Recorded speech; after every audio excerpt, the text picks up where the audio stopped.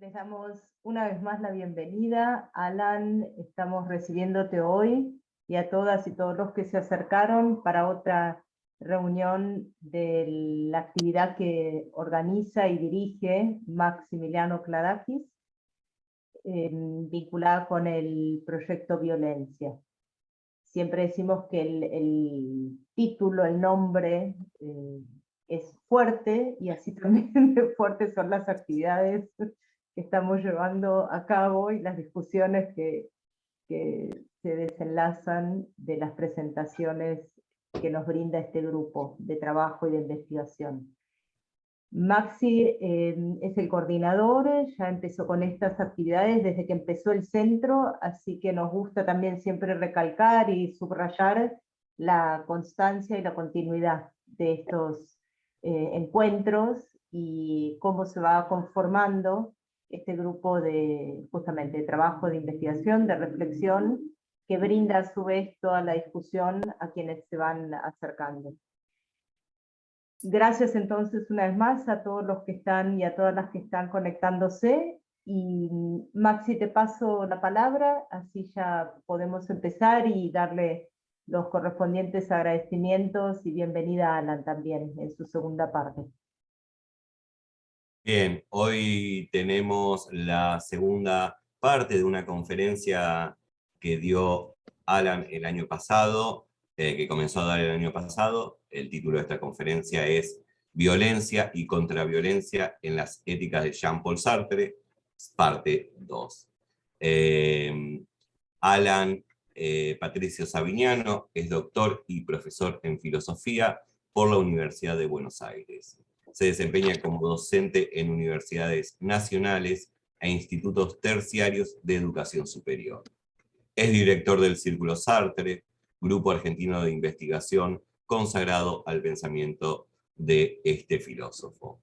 Es autor del libro El problema de los otros en Jean-Paul Sartre, publicado este año. Además escribió varios capítulos de libros y artículos académicos, entre los cuales se destaca A Brief History of the Reception of Sartre in Argentina, en Sartre and the International Impact of Existentialism. Bien, quiero agradecer a Alan por disponernos de su tiempo y de su trabajo, y bueno, le paso la palabra a él para que comience con su charla. Bueno, gracias Maxi, gracias Laura, también gracias a otros y otras organizadoras que están por ahí, Carlos, Graciela, Martín, por otra vez ofrecerme este espacio. El año pasado, que fue la primera parte de esta conferencia sobre violencia y contraviolencia en las éticas de Sartre. Yo personalmente me sentí muy a gusto, pero quien estuvo presente se dio cuenta que calculé muy mal los tiempos. No estaba originalmente planeada para dos partes. Muy amablemente acá en el centro me ofrecieron una segunda oportunidad para ver lo que quedó pendiente, así que hoy está la revancha y podemos continuar. Primero voy a compartir pantalla, tengo un PowerPoint acá listo. Me avisan si se ve. Aguárdenme un segundo. Se ve perfecto, Alan. ¿Se sigue Se ve viendo? muy Bien. bien. Sí. Bien, porque tuve que cambiarlo de monitor. Ahí estamos. Ahí está, listo. Bueno, esta segunda parte yo quiero dedicarla particularmente a lo que considero es la segunda teoría de la violencia de Sartre. El año pasado comencé con esta línea de tiempo para hacer una periodización. Me parece importante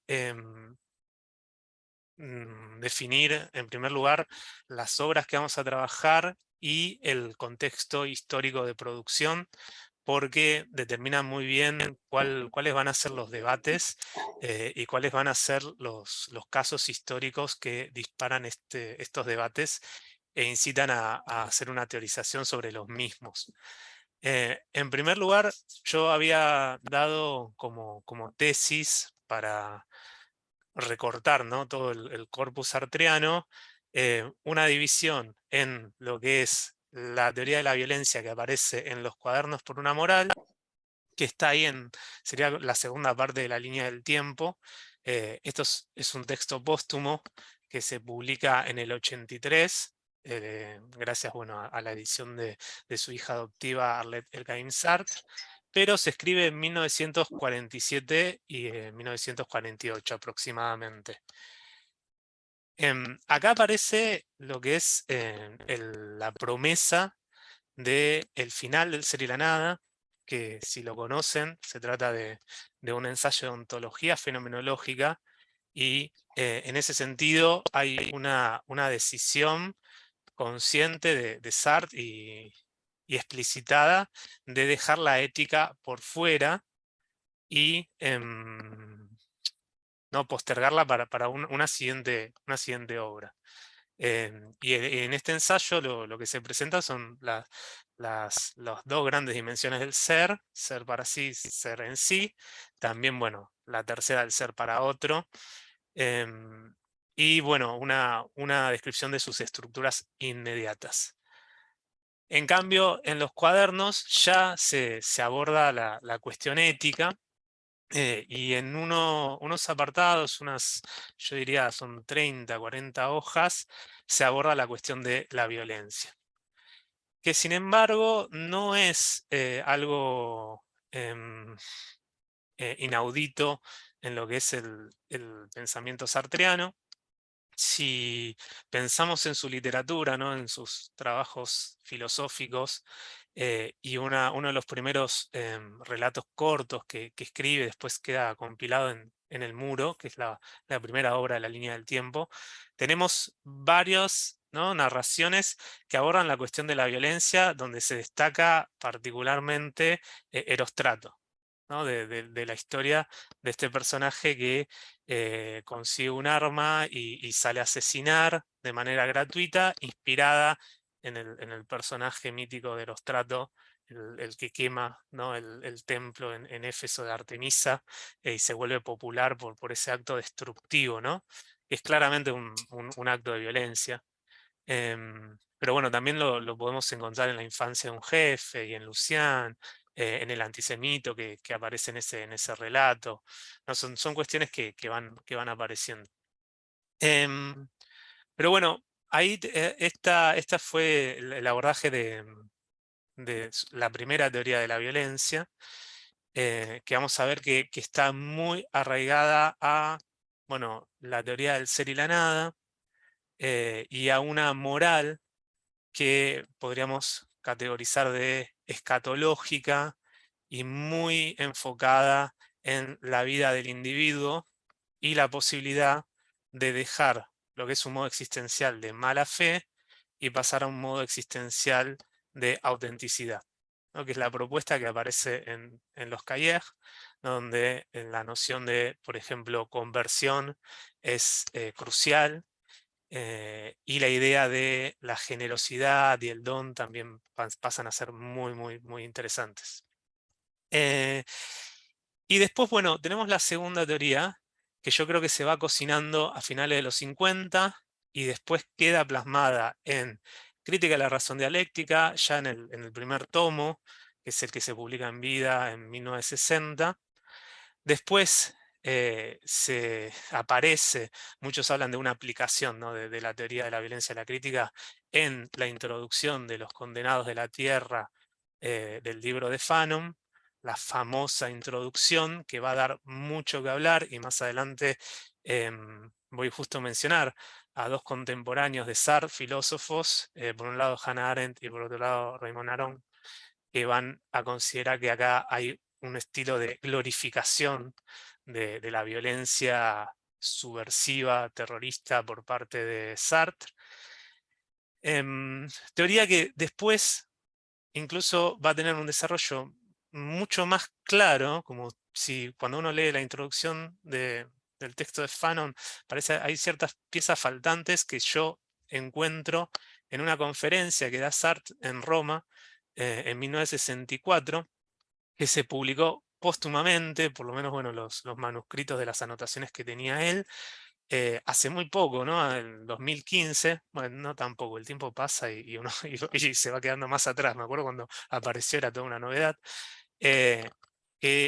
Bueno, los editores, que son Mugó y Cormá, le pusieron el título de Las raíces de la ética, pero es un texto donde Sartre habla sobre, bueno, cuál es el origen, ¿no?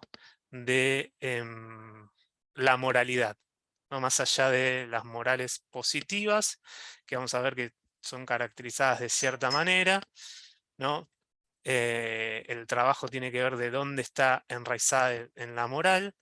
Va a ser también una superación de una visión que él tenía más en los 50 de un amoralismo, ahora vamos a ver, y la idea de que ya en la praxis hay el nacimiento de una moralidad, y esa moralidad va a funcionar como justificación teórica de ciertos actos de violencia, los cuales son un medio para crear al hombre nuevo, ¿no? Es una violencia humanitaria que, bueno, uno ya encontraba en Fanon, ¿no? En la introducción de Fanon. Así que, bueno, ese va a ser un poco el recorrido. Hay otras obras que quizás son interesantes. Ahí puse La Esperanza Ahora, las últimas entrevistas que tiene Sartre con Lévy, Pierre Víctor, mejor conocido como Pierre Víctor, el nombre de nacimiento. Las manos sucias, las moscas, que después si quieren las podemos ir echando y las podemos ir discutiendo. Algo que no dije es que no tengo ningún problema con si alguien de los que están presentes quiere hacer un comentario ya abriendo el micrófono o por chat. Creo que si es por chat ahora lo tengo medio desaparecido. Cuando uno proyecta un PowerPoint, medio que a veces se te oculta. Así que si quieren ir parándome y conversando, yo gustísimo. Sé que, bueno, esta es una conferencia, pero está inscripta en todo un seminario que organiza Maxi sobre la cuestión de la violencia, así que la cuestión de participar, discutir, creo que viene bien, ¿no? Bueno, ahí está la línea divisoria que mencionaba, ¿no? Sobre el primer abordaje de la violencia, donde no es muy conocido el texto, pero yo les comento, hay todo un análisis de la violencia de casos de la vida cotidiana. Aguárdame un segundo que tengo que poner en silencio el celu que no para de sonar. Ahí está. Donde Sartre habla, por ejemplo, de la violencia en una violación de una niña, o en la mentira, o en la inquisición, en los autos de fe, en distintos casos puntuales. Y bueno, y ahí se trata la violencia como un proyecto inauténtico de querer reducir la libertad del otro a un estilo de determinismo mediante el uso o de la fuerza o de la mentira, de artimañas particularmente. Y esto se encuadra en lo que él denomina más tarde, si quieren lo pueden ubicar en el texto, Tenemos razón de revelarnos, que son las entrevistas con Gaby y Víctor, lo que él llama su moral idealista y histórica, ¿no? Porque si conocen a Sartre, saben que toda su vida tuvo esta intención de elaborar una obra ética y que pasa por distintos estadios y que siempre, bueno, que no se queda completamente conforme, y en muchas entrevistas cuenta que está trabajando en algo nuevo, que está reformando, que abandonó un periodo y está empezando otro, etc. La cuestión del inacabamiento en Sartre es un rasgo ya, un modus operandi, ¿no? Es un rasgo de carácter, porque tenemos un millón de obras de él que quedan cortadas, ¿no? La crítica de la razón dialéctica, Los caminos de la libertad, bueno, todos estos, ¿no? manuscritos sobre moral.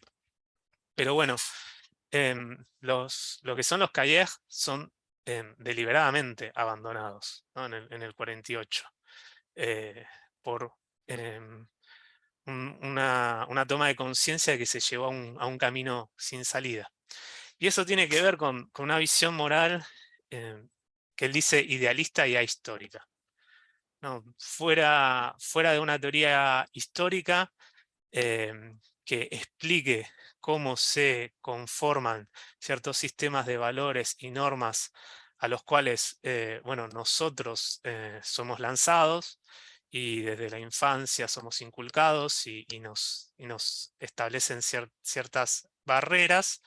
Sin eso no se puede discutir la moral, no se puede establecer una moral. Y su conclusión es también, por un lado, la contracara de su acercamiento con el marxismo, porque hay un reconocimiento de que la moral tiene un estatus de ideología, ¿no? En el sentido marxista, ¿no? Que son esas, más adelante está escrito, pero estas formas de conciencia que toma la competencia material por la vida. Por eso se abandona este proyecto y empieza a estudiar Marx, ¿no? y a dedicarse más a las cuestiones políticas, y olvidarse de esa propuesta, ¿no? Que dije, ¿no? Escatológica, en el sentido de, bueno, hay la posibilidad de elaborar una ética que explique cómo una libertad deja el estado de mala fe, que es entenderse como cosa y no entenderse como libre, pasa a ser auténtica e invita a los otros a hacerlo, y se establece una relación de generosidad en lugar de conflicto infernal entre las personas. Bueno, eso le pareció como un cuento de hadas de repente. En un momento dijo, estoy escribiendo pavadas, ¿no? Para tratar la ética hay que tratarla viendo sus orígenes históricos. Y ahí, bueno, el largo camino que lleva a la crítica, ¿no? Y en la crítica vuelve la cuestión de la violencia, pero no esta violencia de la vida cotidiana que decía antes, sino la violencia en contexto revolucionario. Y tomando como caso ejemplar las guerras de independencia tercermundistas, particularmente la guerra de Argelia.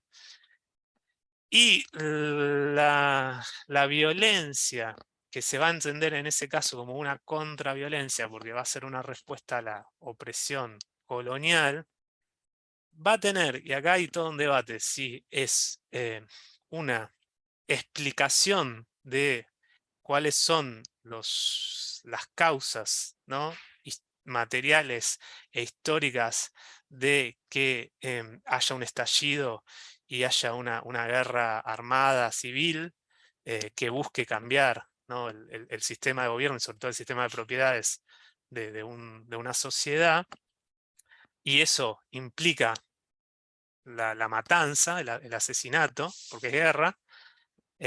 Si hay una explicación de eso, o hay incluso una justificación ética, ¿no? Y ahora pienso en Martín y en la discusión con Camus, que él sabe tanto, porque El hombre rebelde, que creo que es del 51, mucho anterior, lo que está en el centro de debate es eso, ¿no? Si en la revolución el hombre rebelde puede justificar la violencia o no. Camus va a decir que no, de ninguna manera, pero ahí está el conflicto de la necesidad de la violencia, porque si pensamos en los casos de, bueno, más individual, la defensa personal, pero más social, ¿no? Intentar eliminar un sistema opresivo, ¿no? Y sacarse el yugo de los opresores, es necesario, ¿no? cierto nivel de violencia. Bueno, Sartre va a decir, y esto ya estaba en el prólogo del texto de Fanon, ¿no? que la violencia es un medio en ciertos contextos para acabar con la opresión e incluso crear la humanidad, ¿no? y después vamos a ver en qué sentido, ¿no? Sin embargo, cosa que no es tan conocida porque aparece al final de las conferencias de Roma, la cuestión de que ciertas condiciones materiales llevan al terror, ¿no? por ciertos grupos explotados o sobreexplotados. Y la pregunta sobre si ese terror está justificado moralmente en el final de las conferencias se habla sobre, bueno, qué condiciones se dan para que ese terror sea humano, ¿no? Para la humanización de ese terror, y es bastante interesante, lo vamos a ver al final. Bueno, cuáles son las condiciones, porque no cualquier terror, no cualquier asesinato, no cualquier... Sartre, de hecho, en muchos artículos se muestra su férrima oposición a la tortura, bueno, a la involucración de civiles, al secuestro, etc. Bueno, cómo hacer en esos periodos subversivos para que la violencia no se vuelva sistema, ¿no? Y para que la violencia no esté autojustificada. Y creo que ahí está mucho pensando en Camus, ¿no? Que, bueno, ya en ese momento ya no está más, pero ese miedo, ¿no? A que la violencia encuentre una justificación en sí misma. Y acá un pequeño chiste sobre el cambio que pasa Sartre, ¿no? de los 40 y el momento del ser y la nada y los cuadernos, a los 50, donde pasan muchas cosas, ¿no? Porque primero está su aventura política formando parte de esta agrupación democrática revolucionaria, y después su acercamiento a los comunistas, al Partido Comunista Francés. Y muchos intérpretes de Sartre hacen un parteaguas en ese momento, y después están los que optan por uno y los que optan por otro. No sé, Aarón, por ejemplo, dice, bueno, Sartre poco a poco de ser un filósofo de la libertad, ¿no? Pasó a ser un filósofo de la violencia, de la liberación a través de la violencia. Y no sé, Bernard, Henri Levy, por ejemplo, ¿no? Habla bueno, hay que recuperar a ese Sartre del ser y la nada, más que al que vino después. Y ahí está a la chiqui Mirta Legrand diciendo, uno lo imagina, ¿no? En ese momento, a los 50, que de repente estás muy politizado, Messi es Sartre, demasiado de izquierda, demasiado de izquierda. Y para ilustrarlo, abajo, después voy a la otra imagen que hay, pero puse una cita que está, primero se conoce de Beauvoir, La fuerza de las cosas, cuando explica por qué Sartre deja la redacción de los cuadernos, ¿no? ¿Cuál fue su conclusión? Y dice así ella, ¿no? La actitud moral, en verdad es Sartre hablando, ¿no? Pero la actitud moral aparece cuando las condiciones técnicas y sociales hacen imposibles las conductas prácticas. No son más que un conjunto de trucos idealistas que ayudan a hacer vividero lo que imponen las penurias de recursos y la carencia de técnicas. Es un desencanto con la moral. Y fíjense, ¿no? Cómo la cataloga de trucos idealistas. Acá está pensando en quizá morales positivas, no sé, la moral kantiana, por ejemplo, ¿no? Donde hay, o bueno, también se puede poner la moral cristiana, donde hay una serie de normas que uno debe seguir, y si uno las cumple, ¿no? Es moralmente bueno, pero esas normas pasan a ser esta ayuda para cierto sector de la población de hacer vividero, ¿no? En un contexto de penuria. Y uno si se imagina la propuesta de, no sé, glorificar la pobreza, ¿no? En vez de del ostentamiento, ¿no? En vez de la posesión de muchas riquezas, ¿no? Una cierta glorificación de la indigencia. Puede ser este truco idealista, ¿no? Para hacer, ¿no? Vivible un contexto que necesariamente es de penuria, ¿no? Al pobre se le glorifica su pobreza, pero no tiene ninguna opción de salir de ella, ¿no? Por eso también acá yo creo que hay dos influencias interesantes para pensar. Por un lado, bueno, Marx y la cuestión del concepto de ideología, pero también Nietzsche, ¿no? De la moral como invención. Y el trabajo de Sartre desde que abandona los Cahiers es un poco hacer inteligible cómo surgen estas morales por la situación material y la historia que tiene. Y bueno, y la imagen de la izquierda mostraba un poco, ilustraba la frase, ¿no? De alguien que se está ahogando y otra persona que le dice, mantenete positivo, ¿no? En esta situación. No, sé positivo, no bajes los brazos. Bueno, hasta ahora se entiende, vamos bien. ¿Alguien quiere hacer un comentario, pregunta? No tengo todos los rostros en pantalla de ustedes, pero si hay algo que quieren que me explaye, con mucho gusto. No, yo solo porque si después cuando vayas exponiendo por ahí puedes ir enriqueciendo, si no lo discutimos, Dale. es que en este abandono del proyecto moral, en esta abdicación, a uno le da que pensar, y lo discutimos al final si querés, como que ahí él ve una imposibilidad de realización, o sea, justamente una abdicación, esto no lo puedo resolver, manejar, y pareciera que la solución es decir, denostar, ¿no? Bueno, la moral aparece cuando, o sea, aparece como un truco, como un engaño, podría no existir, pero entonces pareciera como que abdica ante ese problema, y yo creo que, no, que la moral es algo inherente a la condición humana, pero bueno, por ahí en el avance lo vas enriqueciendo. Solo para que lo tengas presente mientras vas hablando, digamos. Sí, sí, sí. Es que hay un tipo de renuncia, ¿no? O más una pausa. em, un, un- un entender que no están los fundamentos necesarios para comprender la moral, y además una pérdida de esa ilusión, ¿no? De cómo ser morales si el mismo sistema nos condena a tener un destino de penuria, ¿no? Para algunos, ¿no? Y para otros, bueno, lo contrario. ¿Qué es lo que va a aparecer en la crítica de la razón dialéctica?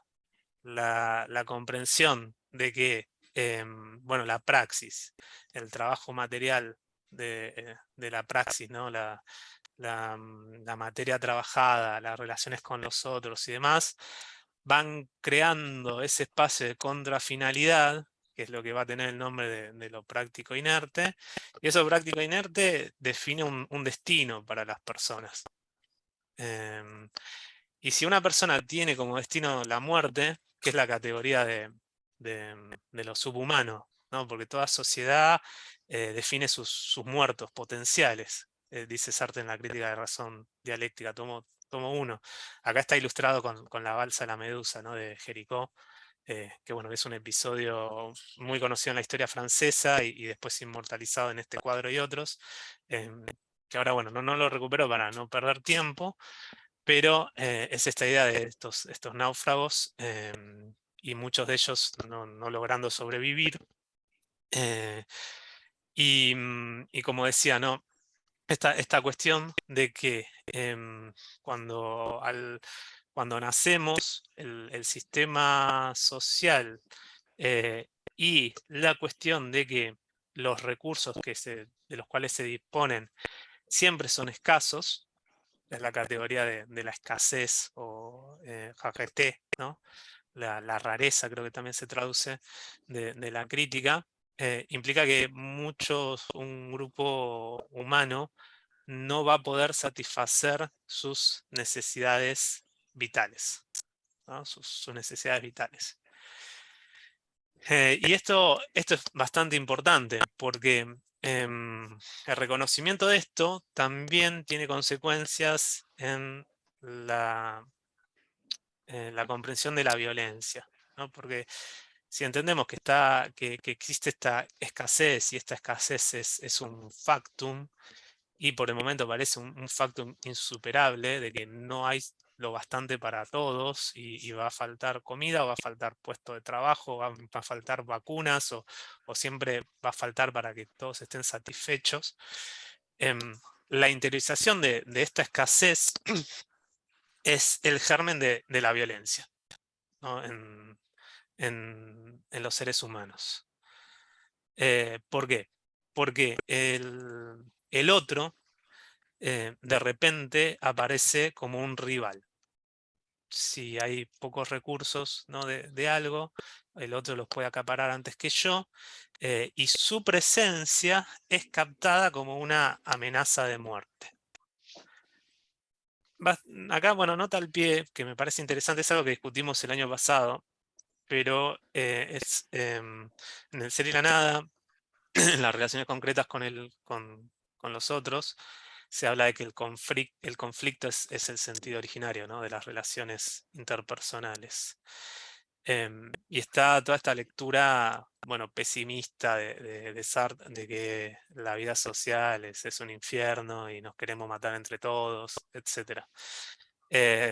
Bueno, yo soy bastante crítico de esa lectura, incluso si nos quedamos ahí en decir la nada y a puertas cerradas.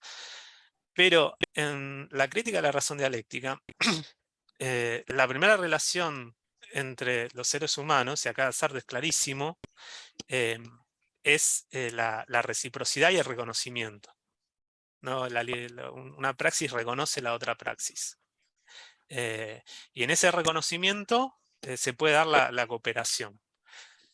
Y no hay una cuestión de, bueno, no sé, medio kojeviana y hegeliana, de que la conciencia de uno busca la muerte del otro, ¿no?, originalmente.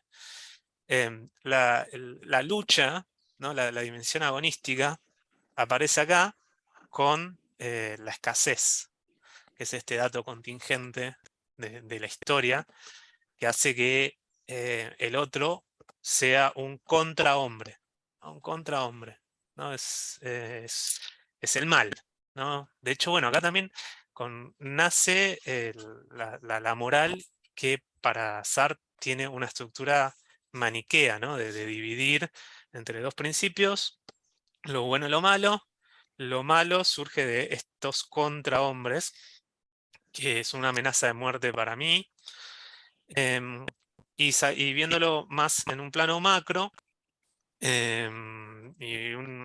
no sé, un corte más longitudinal, ¿no?, podemos entender que en una sociedad, ¿no?, donde tales praxis se trabaja la materia para satisfacer tales necesidades y no hay suficiente para todos, sí o sí se constituyen los grupos subhumanos, que son aquellos que están destinados a vivir en la miseria o a tener una muerte temprana, ¿no? En la miseria es la subalimentación, ¿no?, y el deterioro del organismo.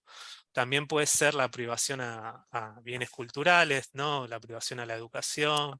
Y después, bueno, después se traduce, ¿no?, a restricciones en derechos civiles, derechos sociales, derechos económicos, etc. Pero está este destino, ¿no?, que espera. Y bueno, y acá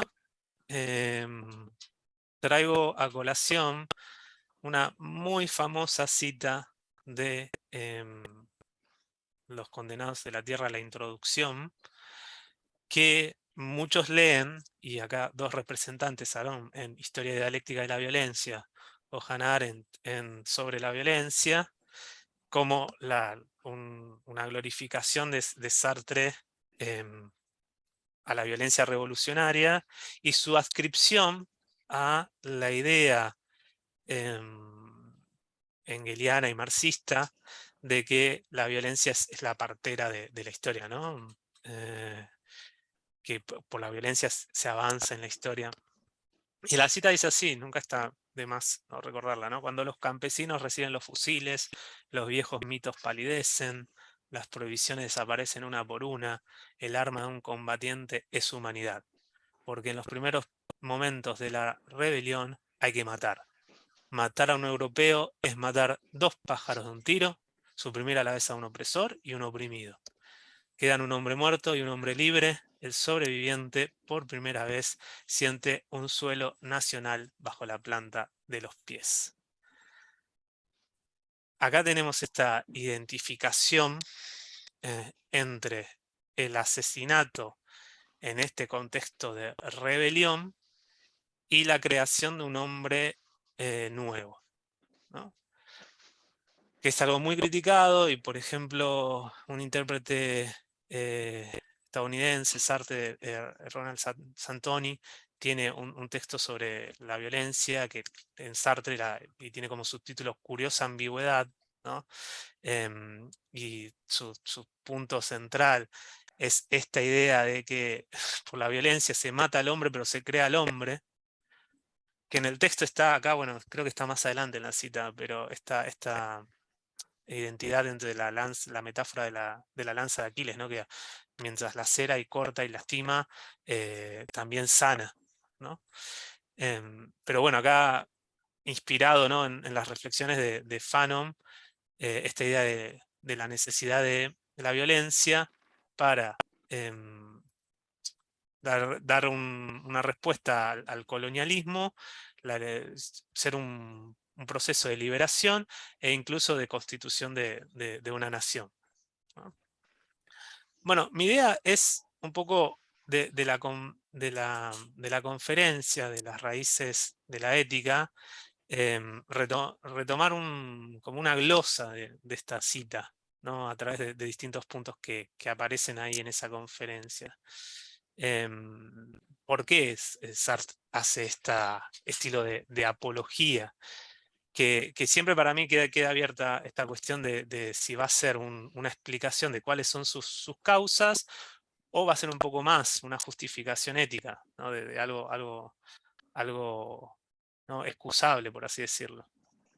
Y es, bueno, el análisis del caso de Argelia, ¿no? de la colonización y después la guerra, donde se parte de esta cuestión de, bueno, los indígenas y después sus descendientes, ¿no? Distintas generaciones, van a caer en esta categoría de subhombres, dado el sistema del colonialismo francés. Esta condición de subhombre es lo que Sartre cataloga como, bueno, no ser ni bestias ni seres humanos, ¿no? Por un lado, no son bestias porque tienen, son de la condición humana, ¿no? de tener la libertad y la comprensión suficiente, y es necesario en la opresión, ¿no? que ellos tengan la resignación de, bueno, rendirse, ¿no? al mandato de los amos. Pero por otro lado, bueno, tampoco se los reconoce como completamente libres, ¿no? Es cierta ambigüedad, ¿no? De reconocer la libertad para subyugar, pero no reconocerla por completo. Hay un reconocimiento parcial, ¿no? y unilateral, ¿no? Y acá podemos pensar, y Sartre lo usa, las categorías de fenomenología del espíritu, del reconocimiento del señor y el siervo, que es un reconocimiento parcial. Y bueno, y este sistema colonial de opresión es vivido por los indígenas y sus descendientes, ¿no? Es sufrido. Y no es, su origen no es simplemente la escasez material, o no es vista como si proveniese solamente de eso, sino que proviene de una praxis, ¿no?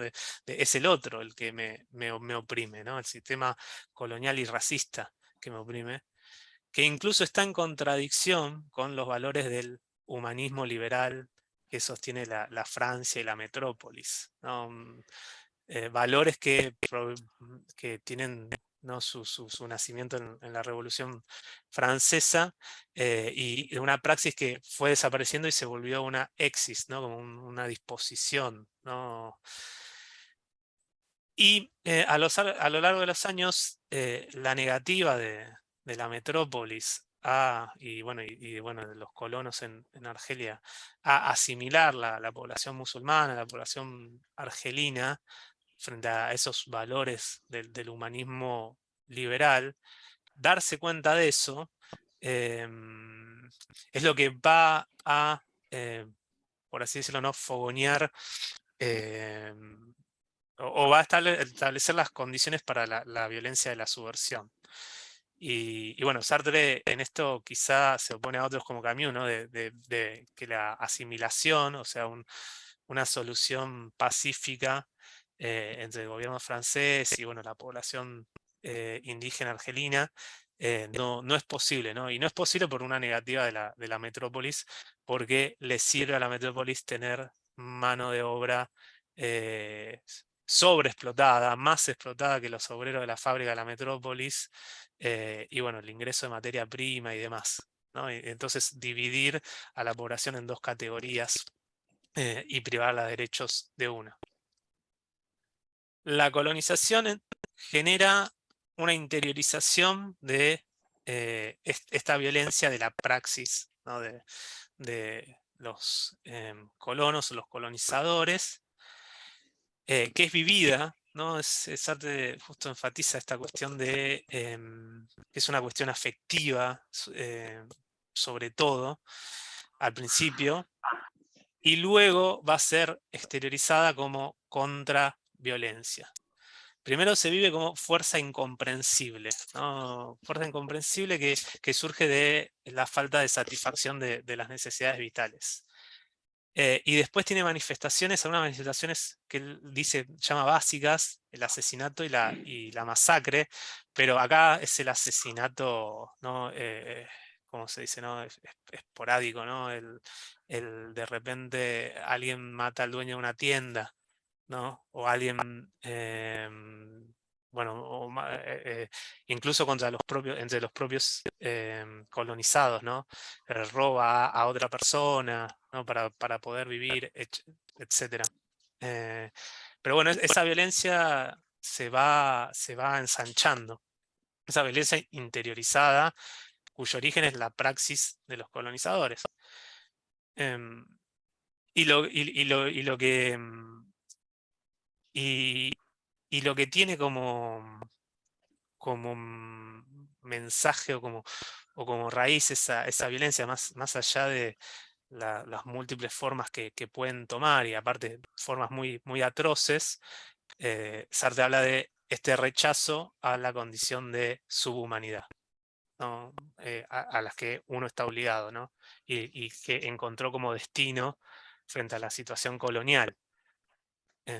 Y esta violencia, aunque quizá al principio parece ser ciega, para Sartre después, digamos, toma conciencia de sí, y esto es muy propio de su visión dialéctica de la historia, ¿no? La praxis tiene un principio de inteligibilidad propia, que apunta a la destrucción del sistema y de los hombres que producen esta condición de subhumanidad, ¿no? a este grupo, ¿no? Y acá algunas cositas que para mí son importantes, ¿no? Porque yo había dicho, bueno, en estas conferencias, ya en los años 50 empezaba esta propuesta de una cosa va a ser la moral como un sistema de normas y valores positivos, el cual, bueno, es inculcado a las personas, y otra va a ser, no sé, yo le digo la moralidad, pero utilizando el título quizá de la conferencia, las raíces de la ética. No, porque la moral, dice Sartre en ese texto, ¿no? Es el conjunto de imperativos, valores y juicios axiológicos que constituyen los lugares comunes de una clase, de un medio social o de una sociedad entera, ¿no? De una sociedad entera. Entonces ya vemos que hay cierto sistema, y este sistema es propio de una clase, un medio o una sociedad. Y en el caso de la norma, tiene una dualidad que es paradójica, que por un lado aparece como futuro puro, porque toda norma es un imperativo incondicional, como el imperativo categórico kantiano de uno no matar, y uno tiene que obedecerla, y la norma propone que en cualquier situación tenés que obedecer esa norma o no robar, incluso si te estás muriendo de hambre y tenés que incluso sacrificar tu vida para respetar esta norma. Y eso demuestra la naturaleza de la trascendencia de la praxis, ¿no? Esto es muy kantiano, ¿no? Pero de romper el condicionamiento, ¿no? de material o social, y cumplir esta norma que uno se impone, y que Sartre llama, bueno, ese futuro puro, ¿no? Es una invocación al humano. Pero por otro lado, estas normas no son creaciones espontáneas, sino que provienen de la tradición y son hechos de repetición, ¿no? Tienen la apariencia de un futuro puro, pero en verdad este futuro puro ya fue armado, ¿no? Y por eso las morales concretas son algo propio del reino de lo práctico inerte, según la terminología y jerga de la crítica. Y acá vuelvo a esta idea que había adelantado bastante atrás, que es que las morales para Sartre se empiezan a entender con el concepto de ideologías, ¿no? El concepto marxista, ¿no? Formas, ¿no? De conciencia por las cuales el conflicto material de interés es articulado, y en ese sentido es igual que las leyes, el arte, la religión y la política. Y tienen esta configuración maniquea. Por eso acá a San Miguel, ahí el bien, matando al dragón, ¿no? Esta distinción entre el bien y el mal, están los buenos y están los malos, están los ladrones, los criminales, los asesinos, y después la gente de bien, que respeta las normas, y bueno, y al mal hay que exterminarlo, ¿no? Hay que erradicarlo de raíz. Pero bueno, todas estas morales y justo estas conferencias es todo un análisis regresivo, progresivo, ¿no? De cuáles son las condiciones para que surjan. em, Vienen de lo que Sartre llama bueno, la moralidad o las raíces de la ética, de la praxis pura, ¿no? La praxis pura. ¿Qué es esta praxis pura? También aparece como futuro puro.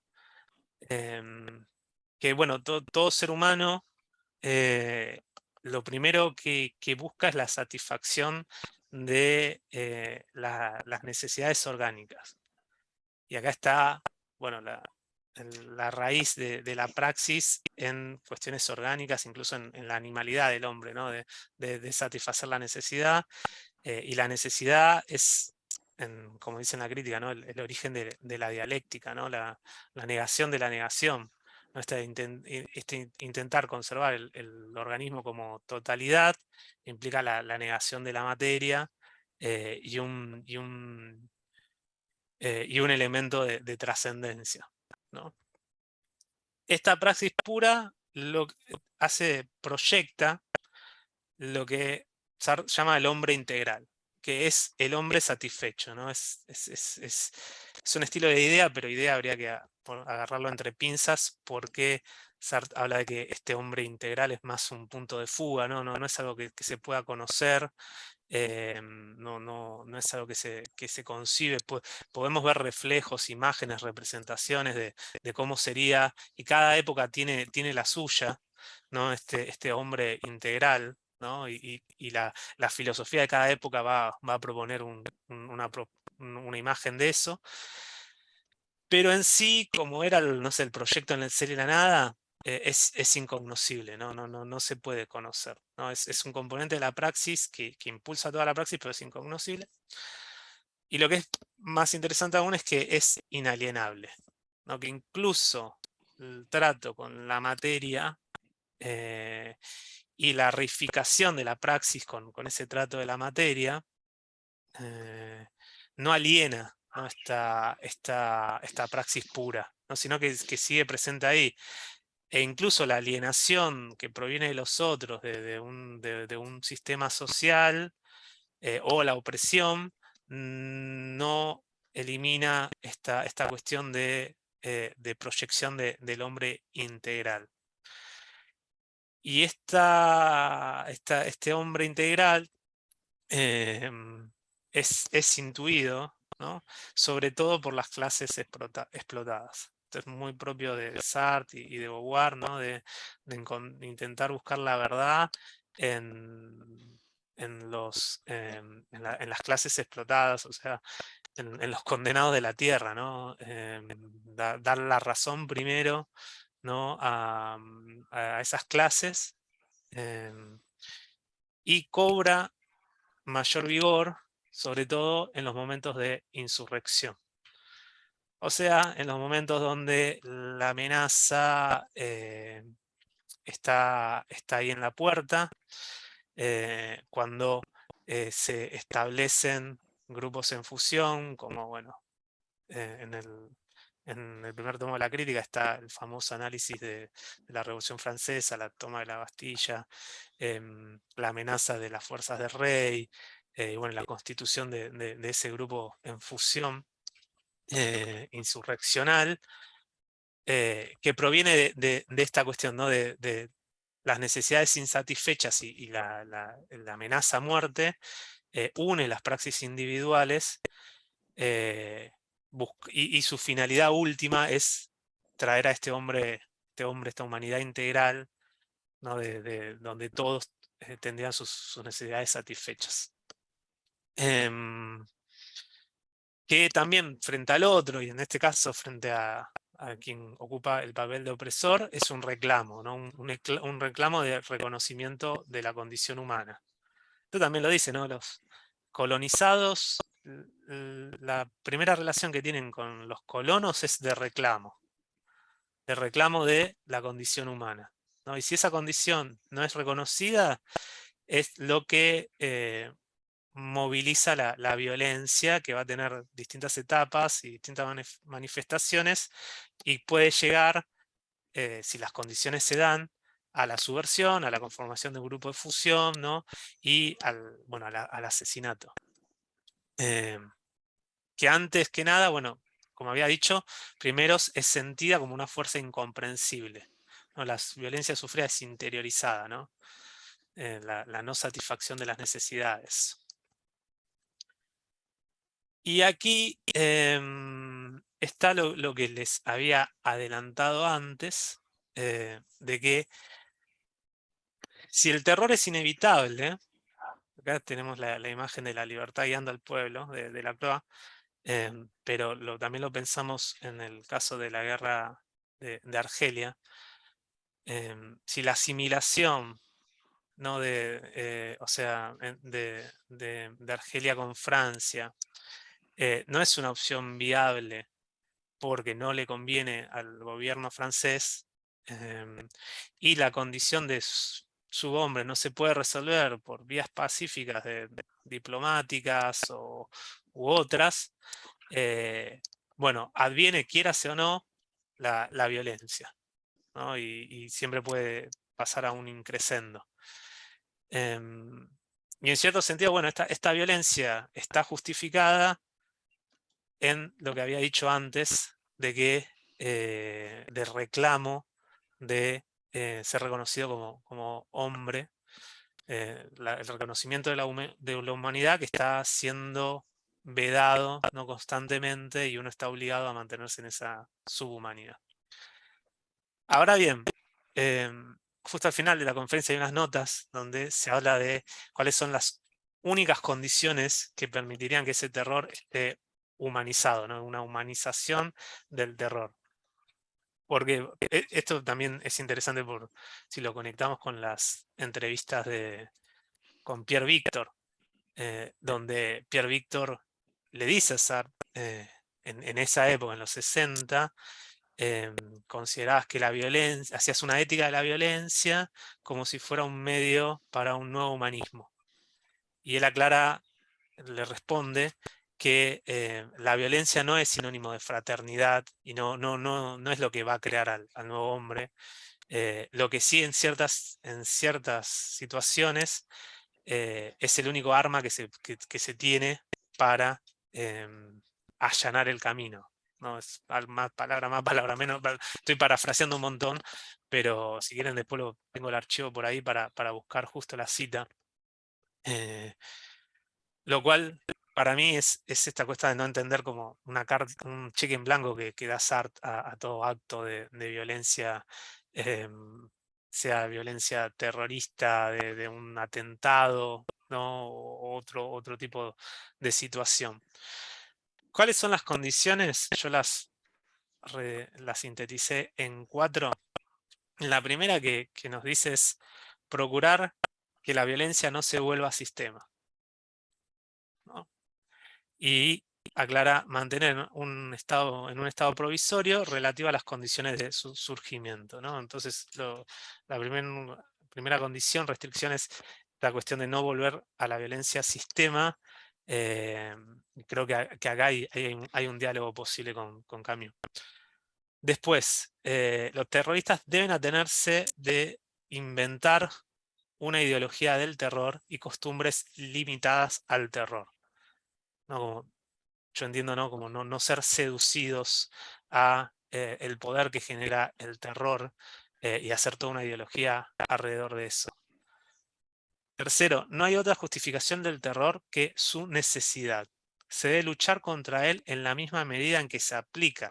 Esto es bastante interesante y difícil de pensar cómo se haría, pero jamás optar por él como solución fácil si una más difícil es plausible. No, porque, un pequeño paréntesis, pero en los cuadernos para una moral, cuando habla de la violencia, dice que es un fenómeno humano que es, como dice, intransigente, creo que dice exactamente, ¿no? Y la define como, bueno, el fin justifica los medios. Este maquiavelismo popular, ¿no? No necesariamente, bueno, el pensamiento de Maquiavelo, pero esta idea de que el fin justifica los medios. Y algo que resalta Sartre es, bueno, en la violencia el fin y los medios son escindidos y hay una relación de exterioridad entre ellos. ¿Por qué? Porque, bueno, por un lado está tal fin, y uno puede recurrir a cualquier medio que esté a la mano, que nos pueda llegar, incluso si en algún momento se vuelve autodestructivo, ¿no? Puede aniquilar o negar al propio fin mismo. Y acá en la conferencia está esta cuestión de que siempre digamos, el medio va a ser justificado si está en armonía con el fin y nunca se separa, ¿no? de esa finalidad. Si la finalidad es la independencia y la igualdad entre las personas, hacer una ideología del terror y hacer un sistema del terror es contraproducente y es peligroso porque nos va a volver a llevar de donde venimos. Quizá hay, como diría Nietzsche, ¿no? Una inversión entre oprimidos y opresores, pero el sistema va a seguir en pie. Así que bueno, a mí me trae este pensamiento, esta tercera condición de que el terror está justificado por su necesidad y la importancia de cubrir todo el espectro de opciones antes de recurrir a ellas. Por eso quizá en la evaluación de Sartre de la guerra de Argelia realmente estaba convencido que una solución diplomática y pacífica era imposible. Era imposible. Quizá en otros contextos no. A eso hay que ver. Y por último, la cuestión de que la violencia nace de las masas, ¿no? Sartre dice, es de las masas, ¿no? Y tiene un nacimiento espontáneo, por así decirlo, no está planificado, no está supeditado a un plan de estas masas que son explotadas y superexplotadas, ¿no? La masa que están en condiciones de subhombres. Que después, bueno, a través del tiempo está una organización, sea movimiento, sean partido, grupo guerrilleros, lo que sea, donde aparece obviamente una dirigencia que va a liderar, ¿no? a esas masas, y Sartre da recaudo de que esa dirigencia no tiene que perder de vista que la violencia nace siempre de esas masas, no puede nacer de la dirigencia, y al mismo tiempo va a tener que denunciar el carácter de la violencia, ¿no? El estado de la inhumanidad denunciada como único medio posible de hacer al hombre, ¿no? Esta cuestión que decía antes, ¿no? de la justificación del terror está en su necesidad. Entonces, más allá de acompañarla, estaría la cuestión de denunciarla. Cosas que para mí son intentos de meter cintura de Sartre para justamente eso, ¿no? Salir de las críticas de Aron y Arendt, pero que no dan una sensación de solución definitiva. Pero bueno, esta conferencia la hice mucho más cortita, como verán. Hasta acá llego. Mi idea era dejar un espacio largo para las discusiones y debates que no se pudieron dar en la primera parte, ¿no? Gracias por escuchar el momento expositivo, y soy todo oídos para volver a algún temita y que charlemos.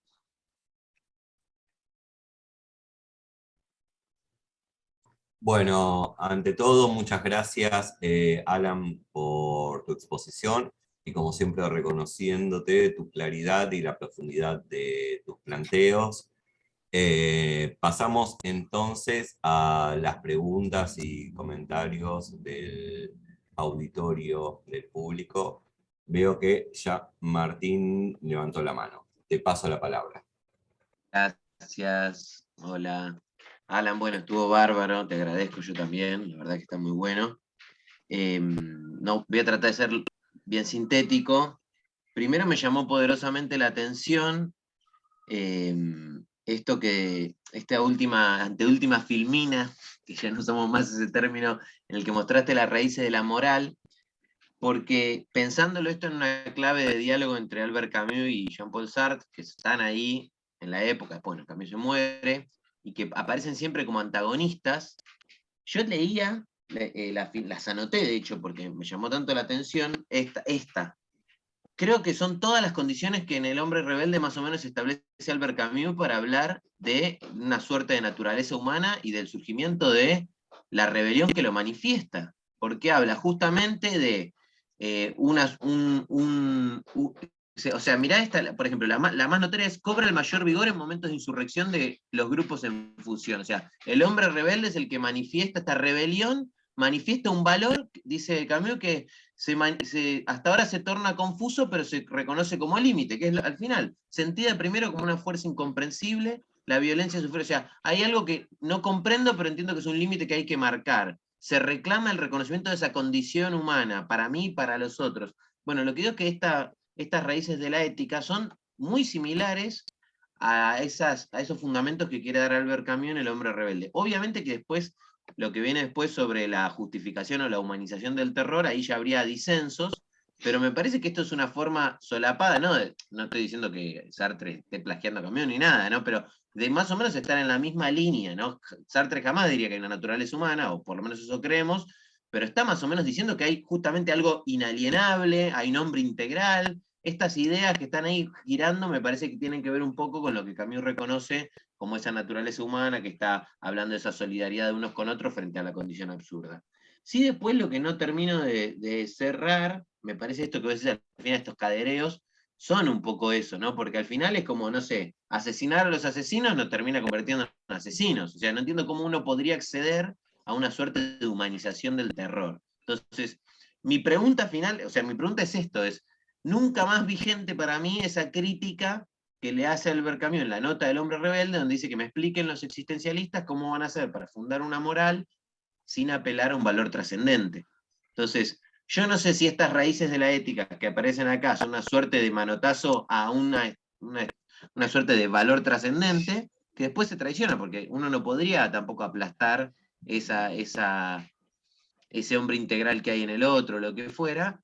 Y nada, ¿cómo se hace? ¿Cómo se hace para fundar? O sea, vuelvo a la pregunta cero, si querés, en todo este recorrido: ¿cómo se hace para fundar una ética desde esta perspectiva? Porque Sartre abdica, pero bueno, la idea es que justamente lo que sugiere este autor, como otros autores, lo hace grande el hecho del problema que nos deja para pensar. Por eso te tiro la pelota. Como vos sabés más de esto, ¿cómo se formula una ética a partir de este planteo? Sí, te entiendo. Están muy buenas las dos aclaraciones. O los dos comentarios y la pregunta final. Primero, estoy de acuerdo con vos en que Camus y Sartre a veces tienen más puntos de cercanía que de alejamiento, y quizás es esa cercanía que es lo que genera chispas cuando hay un desacuerdo claro, por ejemplo, en la cuestión de la violencia. Que también yo creo que siempre hay que ponerlo en contexto, ¿no? Porque en ese caso la discusión se daba sobre el Partido Comunista y la Unión Soviética. Habría que ver también el papel de Merleau-Ponty y lo que fue el texto de Humanismo y Terror, que le movió el piso, por lo menos a Sartre, ¿no? En el sentido de, él lo reconoce, ¿no? Me abrió los ojos en esta cuestión histórica que no se puede dejar de lado, y el abandono de esa moral, ¿no? Individualista, idealista, etcétera.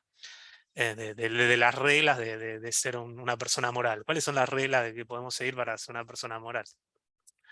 Pero bueno, volviendo a tu cuestión el desafío de Camus, ¿no? De cómo va a generar una ética sin un valor trascendente. Esta conferencia tiene como base, bueno, la crítica y toda la teoría de la crítica.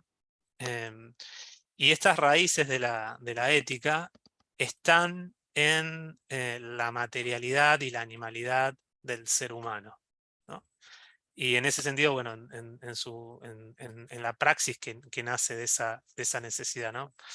Porque ya no estamos en el lugar de la conciencia nihilizada, ¿no? Bueno, nihiliza al ser, ¿no? Y aparece ahí en la existencia, etc.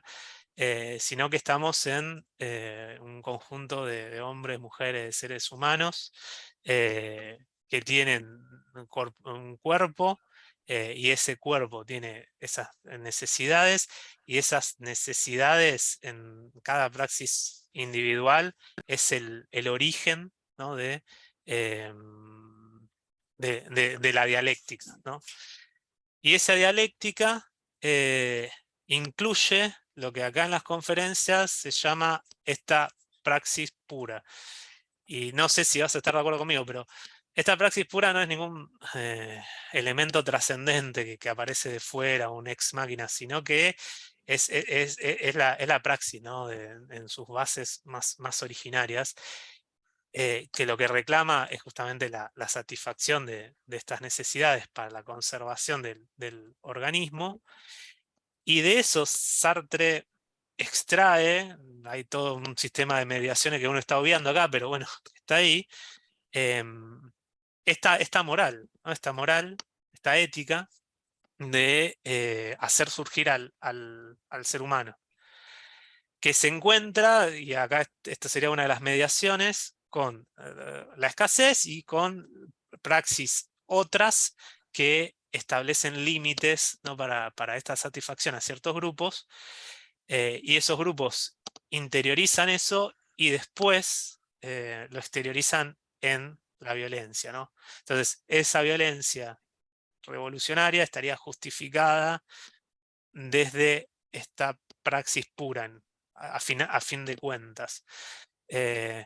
Quizá eso se podría considerar una respuesta a esa nota al pie del hombre rebelde, sin recurrir a un valor trascendente, que todo ese valor trascendente formaría parte de las morales positivas, ¿no?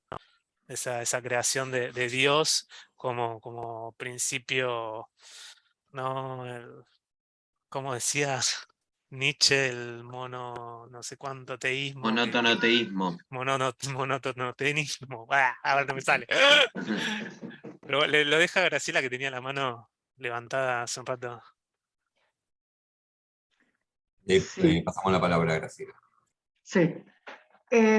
Mira, justamente todo el tiempo que te escuchaba pensaba en el texto de Merleau-Ponty, Humanismo y Terror, porque ese libro fue, digamos, escrito por Merleau-Ponty en 1947, prácticamente en el momento en que Merleau-Ponty se va de tiempos modernos y comienza digamos, la disputa intensa, muy intensa con Sartre en ese momento.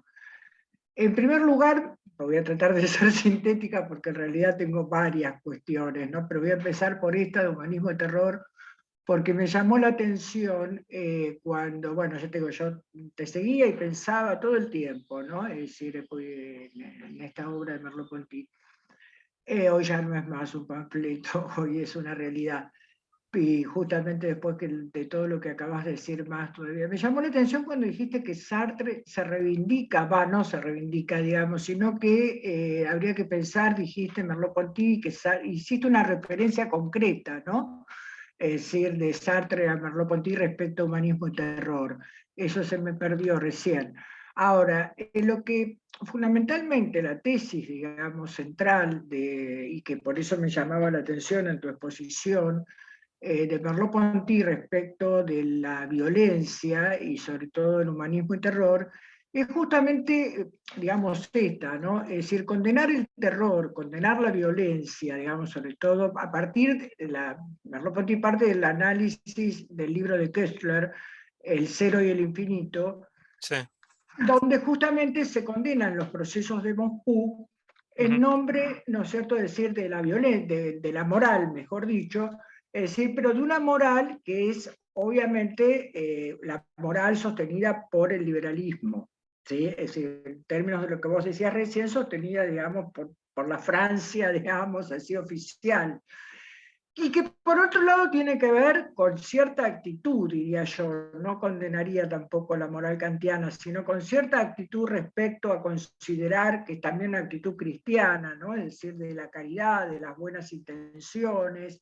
Entonces, claro, en función de eso se condena, ¿no es cierto?, la violencia, el terror, es decir, la lucha armada y todo lo que sabemos, ¿no? Es decir, pero entonces, justamente, mi pregunta es si en última instancia Sartre, por lo que dijiste, termina reconociendo esto. Y entonces la segunda pregunta es, ¿cuál es la posición? Porque Merleau-Ponty dice en un momento, y me parece central, es decir, que la política, ¿sí?, lo que se trata justamente es de la autonomía de lo político frente a lo moral, ¿sí?, reivindicando justamente esta posibilidad de un cierto moralismo. Entonces, la reivindicación de la autonomía de lo político. Ahora, sin abandonar, digamos, la moral, ¿no? Pero, es decir, porque bueno, ahí habría otras cuestiones, me voy a extender demasiado y no quiero. Porque, ¿cuál sería entonces también respecto a este tema la posición de Sartre respecto a lo político? Porque, digamos, es claro, digamos, en el momento de Sartre, en el momento de Merleau-Ponty, de cambios de toda esa generación y actualmente también, es decir, que la violencia es el producto de una cierta política, ¿no? Es decir, de una cierta organización, digamos, del Estado. No sé, ¿cuál es la posición de Sartre? ¿Qué es lo que vos también, digamos, podés aportarme a esto? O aportarme, mejor dicho. Sí, sí, sí. Justo la referencia que hacía, no sé si tiene que ver con la lectura, creo que sí, igual de humanismo y terror, pero también, bueno, con el momento de colaboración en los primeros años de los tiempos modernos, donde Merleau-Ponty era el director de la parte política de la revista. Claro. Y entonces, bueno, él era el encargado de, bueno, qué artículos salen y la línea editorial. Y Sartre dice, me parece que en Merleau-Ponty Vivant, ¿no?, que le abre los ojos respecto a esta cuestión de la dimensión política, ¿no? Y que de esta necesidad, ¿no?, de revisar los valores, creencias e ideales, en este caso franceses, humanitarios, que están en verdad manchados de sangre, Claro. y que, Claro. claro, ¿no?, y que se ponen como jueces, no siendo de ninguna manera, ¿no?, estando libre de pecados, e incluso la necesidad de visibilizar la violencia del capitalismo en, bueno, la división de clases, en la distribución desigual de los recursos y los bienes y el capital y la explotación, porque está ese gran dilema, ¿no?, que creo que Merleau-Ponty y Camus y Sartre y la intelectualidad francesa lo encarna. Esos valores que a ellos le hizo comprender la importancia de la libertad y la democracia, se tiene que conservar. Pero la ideología y la clase que lo sostiene está acompañada de una desigualdad material. ¿no?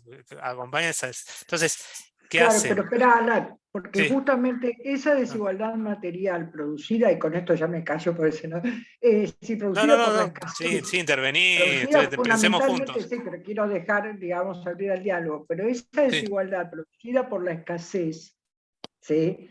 Que, digamos, bueno, uno sabe cuál es la posición, por lo menos en el ser y la nada, de Sartre respecto al psicoanálisis, pero que Freud, digamos, es decir, interpreta es el principio de realidad a partir de la escasez. Marcuse, concretamente, Ujú. es decir, lo que va a decir es que la escasez, digamos, ahí está lo falaz, digamos, de Freud, la escasez, digamos, es fruto de una organización social. Esto es claro en Marcuse. Es decir, que en el fondo volvemos sobre por un camino o por el otro.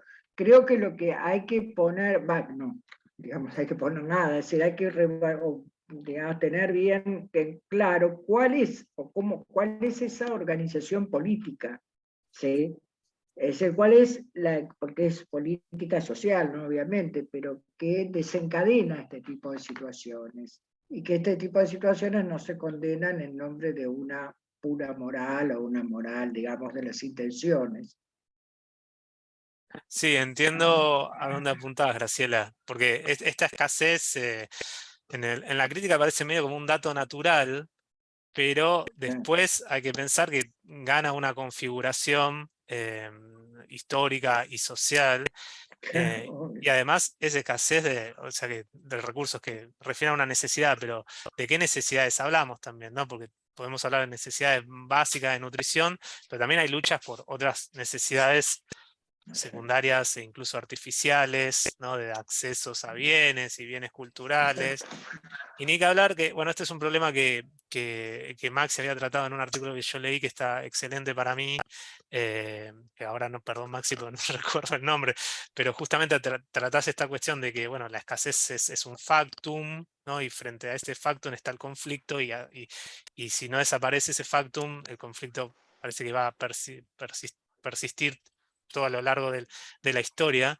Em, pero yo me pregunto, ¿no? El avance tecnológico, y es la típica, volviendo a la cuestión argentina, ¿no? De que producimos alimento para mucha más personas de las que viven acá, sin embargo, tenemos personas subalimentadas, 50% más bajo el nivel de la pobreza, ni que hablar en el caso de las infancias, y totalmente de acuerdo con Graciela, esa escasez es producto de un sistema económico social político.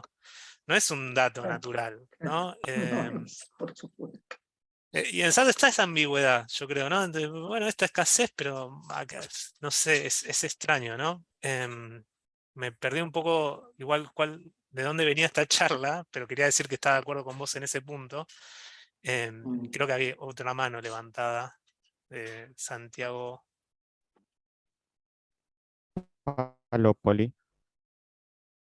Mi única duda era sobre condiciones de humanización del té.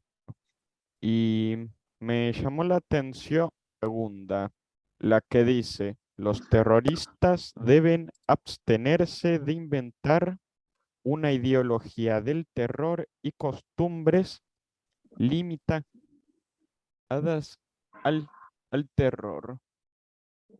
Lo que me llama la atención es precisamente usar la palabra terroristas para, para referirse a, a los que inventan una ideología del terror cuando en el punto 4 dice que nace de las masas y los dirigentes lo toman por su cuenta, por un lado, y por otro lado, cuando en la segunda parte donde dice costumbres limitadas al error, lo, lo, lo o cual me hace, me hace preguntar si el terror se no como una cultura, pero sí como un, pro, un producto de una cultura específica o un fenómeno que se da por la circunstancia específica en el tiempo o y el lugar. Esa es mi duda. Sí, estaba justo abriendo el libro a ver sobre la palabra terroristas y efectivamente lo dice, en verdad se podría poner comillas porque está casi citado. Y es bastante llamativo, ¿no? A qué se refiere. Porque creo que nosotros, lo primero que se nos viene a la mente son grupos terroristas como Al-Qaeda, o ahora estamos con los copitos acá en Argentina, células, y El, terrorista lo aplicamos a eso. O sea, te escucho medio trabado, Santiago, o con delay. Yo sigo respondiéndote, vos cualquier cosa me parás y agregás, ¿no?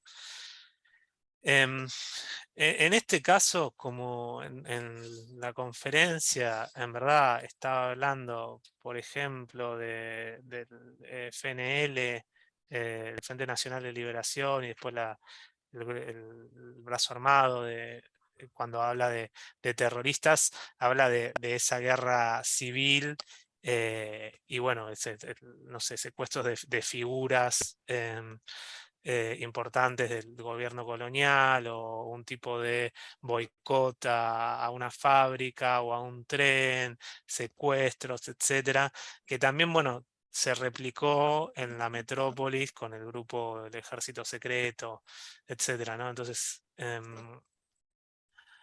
ahí habría que ver, quizá contraponer lo que era los independentistas argelinos que optaban por ¿no? la lucha armada, y quizá después, bueno, el ejército secreto en Francia, que entre algunos de sus seguidores, ¿no? Estaban los que pusieron una bomba en el departamento de Sartre.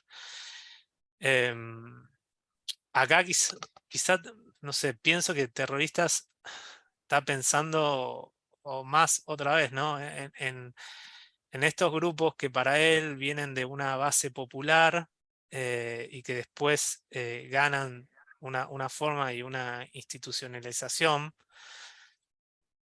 Además, habría que traer a colación, yo todavía son temas que estoy pensando, en verdad esto viene a raíz de un tema de investigación de una beca postdoctoral que acabo de empezar, que el terror es un concepto que está en la crítica de la razón dialéctica y tiene que ver con los grupos de fusión después del momento, ¿no? de aglomeramiento por la amenaza externa. Aparece la necesidad de mantener la cohesión y aparece el juramento. Y el juramento tiene que ver con que el otro va a tener derecho a quitarme la vida si traiciono, ¿no? o abandono al grupo. Así que acá el terror también habría que conectarlo con terror fraternidad de la crítica. Em, pero bueno, si tu pregunta era, bueno, a quién se refería, acá yo pienso otra vez en los grupos armados argelinos, y la cuestión de inventar una ideología del terror, yo creo que tiene que ver otra vez con el problema de fines y los medios. Que no habría que olvidar que cualquier acto terrorista, como puede ser un boicot, em, al fin y al cabo es para la independencia, en ese contexto, ¿no? La independencia nacional y el fin del sistema colonial. Eh, si eso desemboca en una ideología del terror por el terror mismo y un modo de gobernabilidad, incluso después de haber logrado la independencia, ya ese terror deja de estar humanizado y en cierto sentido dejaría de estar justificado para Sartre. Estoy pensando en voz alta, ¿no? Lo que me viene a raíz de tu pregunta, ¿no? Pienso eso. Y lo otro que me habías preguntado era, no sé si, no llegué a escucharlo perfectamente, por eso te pido si lo puedes escribir en el chat, quizá. A ver. Bien, mientras Ahí Leo José. quizás escribe algo en el chat, ¿alguna otra pregunta? ¿Alguien? No veo ninguna mano levantada por ahora. Era lo de la cultura, si nacía una determinada cultura del el terror, o era algo sobre la cultura del terror. No sé si te sugiere algo.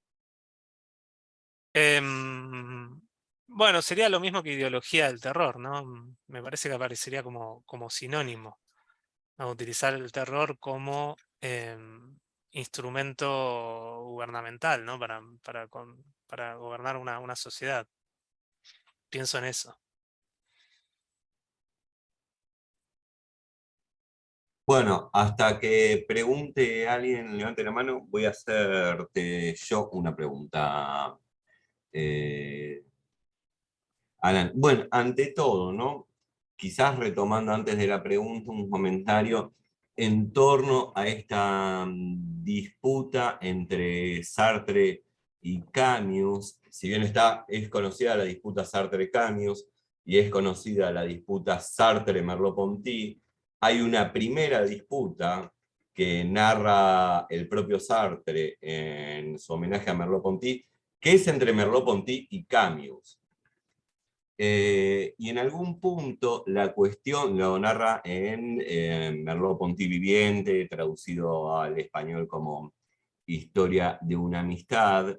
Me parece que en algún punto la pregunta en torno a los valores lo expone muy bien Merleau-Ponty en Humanismo y Terror, pero también en los llamados textos existencialistas que están agrupados en sentido y sin sentido, como puede ser La guerra tuvo lugar. Hay un momento en este texto donde Merleau-Ponty dice lo siguiente, disculpen, voy a citar, ¿no? No estábamos equivocados en 1939 al querer la libertad, la verdad, la felicidad, las relaciones transparentes entre los hombres y no renunciar al humanismo. La cuestión es que los valores siguen siendo nominales y que no tienen ningún peso sin una infraestructura económica y política. Siguiendo en algún punto los planteos de Merleau-Ponty, podemos pensar que lo trascendente son las relaciones concretas, no en el sentido sartreano, sino las relaciones con los otros. Que los valores no son sino otra cosa que la encarnación de esas relaciones entre los otros, que significan una estructura económica, política, jurídica, e incluso en Humanismo y Terror, si bien Sartre es ateo, lo sabemos, Merleau-Ponty católico al principio, converso al ateísmo posteriormente, así todo, en Humanismo y Terror, Merleau-Ponty dice que incluso un cristiano no puede dejar de obviar esto, lo trascendente, lo trascendente son los otros, ¿no? Aún siendo, repito, Merleau-Ponty ya converso al ateísmo, ¿no? Una conversión inversa.